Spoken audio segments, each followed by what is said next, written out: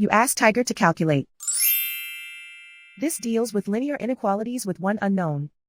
The final result is y equal or greater than 13. Let's solve it step by step. Group all y terms on the left side of the inequality. Subtract 6y from both sides.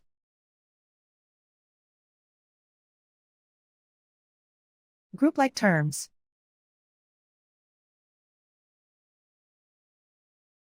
Simplify the arithmetic.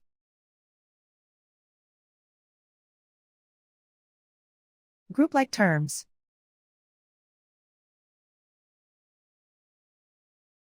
Simplify the arithmetic.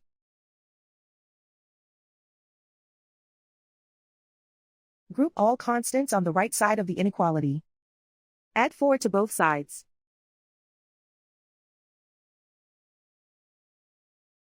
Simplify the arithmetic.